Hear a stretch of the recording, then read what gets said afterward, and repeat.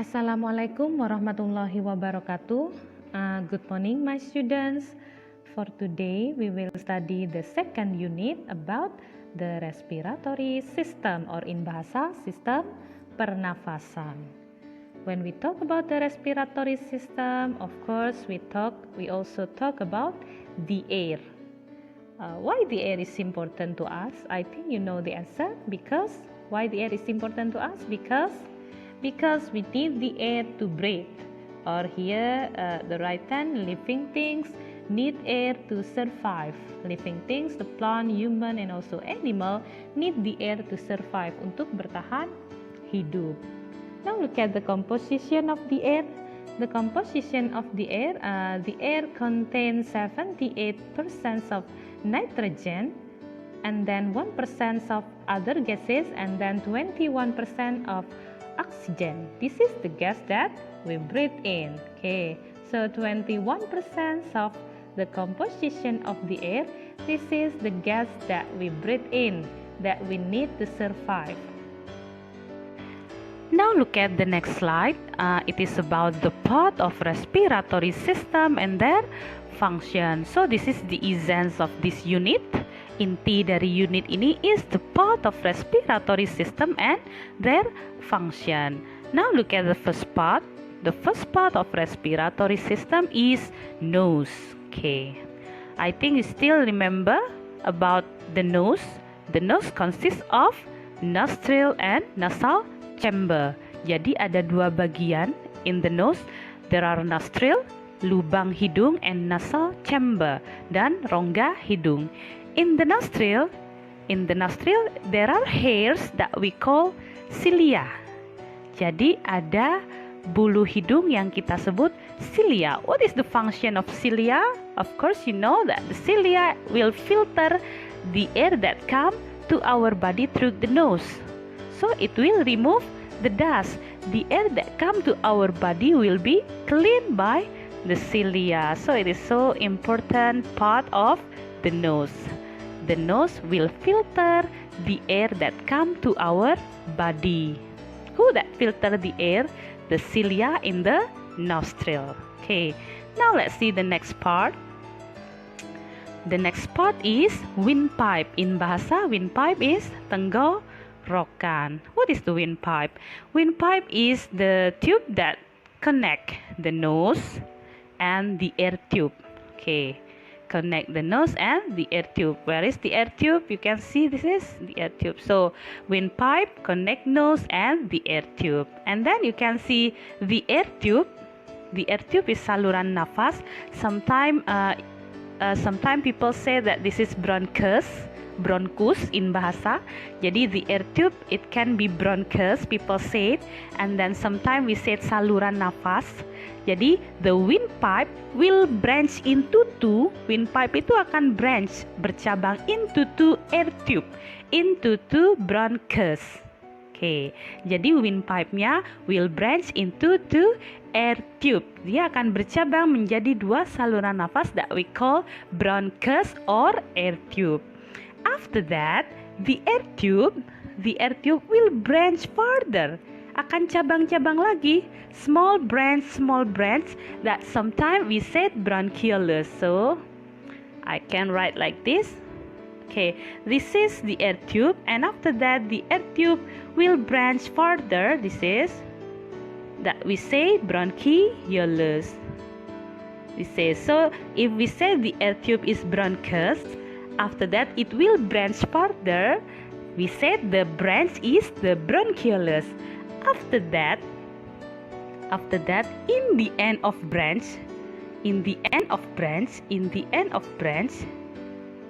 jadi setiap ujung-ujung cabang ini, there are air sacs. Ada air sacs. In other words, we say alveoli. So, okay. In the end of the bronchioles, there are air sacs. Jadi ada air sac. Apa itu air sac? The little balloon, the tiny balloon, balon-balon yang sangat kecil, the small tiny balloon in the end of bronchioles. So teacher repeat once more.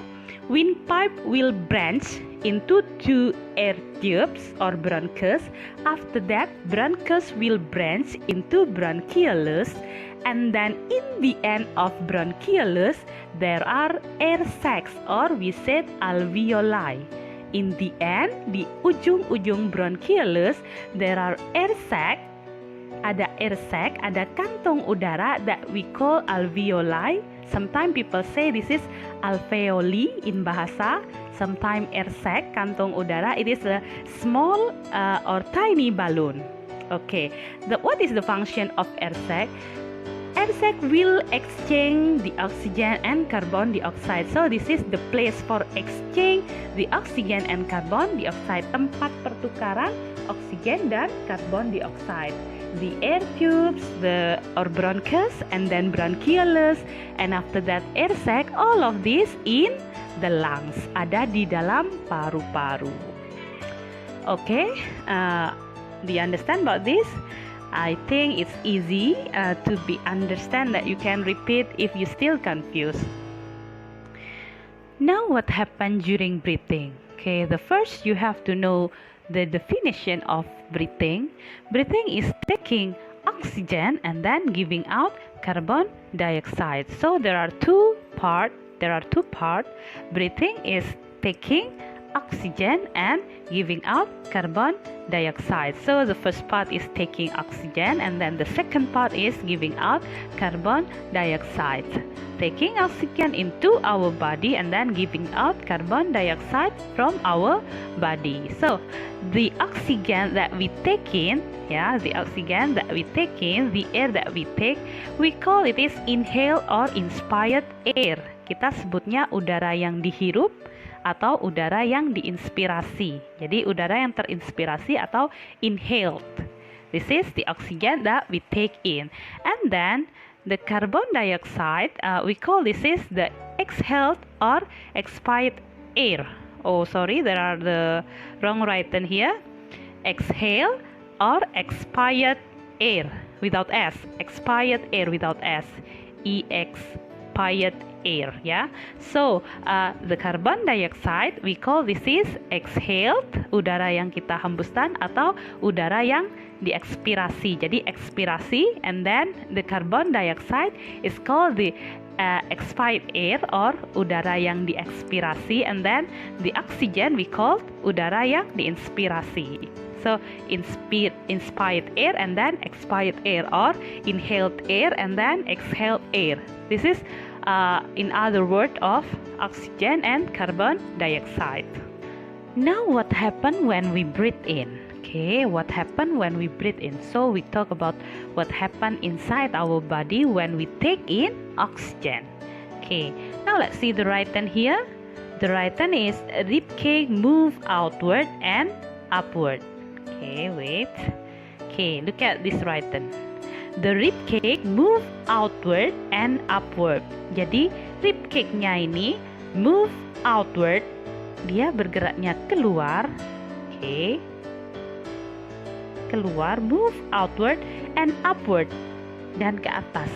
So this is make the chest, the space of the chest getting bigger because the rib cage move outward and upward, and then also the thin sheet of muscle here that we say diaphragm. Jadi di sini ada thin sheet of muscle, ada otot yang tipis that we call diaphragm. In bahasa diafragma, this is moved down. So when this is moved down, the rib cage move upward and also upward. It make the chest here getting bigger, so the air will come to our body. This is that happen when we breathe in. Now let's see when we breathe out. You can see the small right hand here. The rib cage move inward and downward. Move inward, bergeraknya ke dalam, and downward, dan ke bawah. Downward, inward.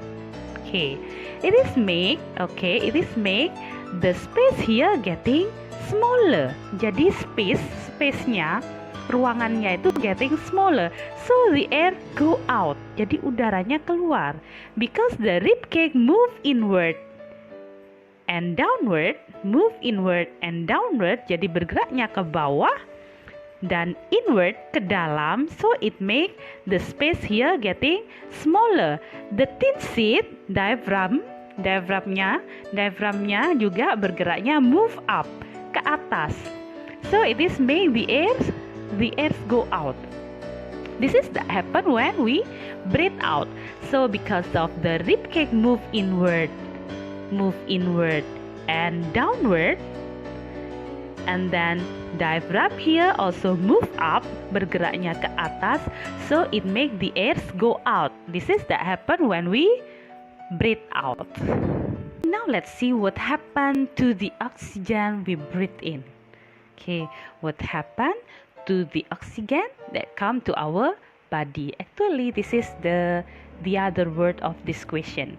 What is the function of breathe in? What is the function of breathing? Apa sih sebenarnya kegunaan bernafas itu?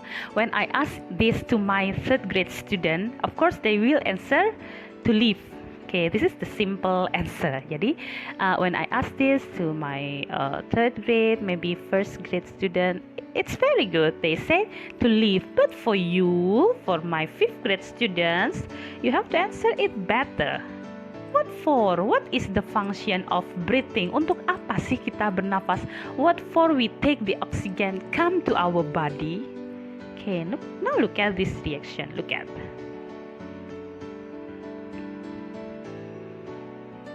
Okay, this is the function of breathe in. Look at the oxygen. We take the oxygen to process the sugars, to process the simple substance, untuk memproses simple substance, to process the food, to process the sugars in here, zat gula, ya, glucose, into menjadi carbon dioxide, water, and the important one, the energy. So, we breathe in to process the food, the glucose or the sugars, zat gula, into the energy, and then become the carbon dioxide and water too. This is all the product. So the sugar, the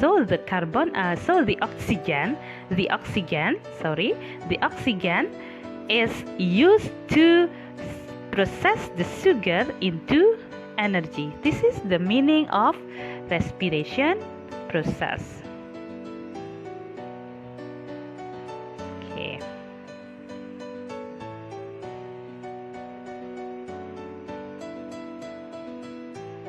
Okay, look at this. The respiration process. So what for we take in oxygen into our body to process the food, to process the sugar into energy. So when I ask you what for we breathe in, untuk apa kita bernafas? What for we take in oxygen? Of course to process the sugars, to process the simple substance, to process the glucose into energy. Jadi sebenarnya untuk apa sih kita nafas?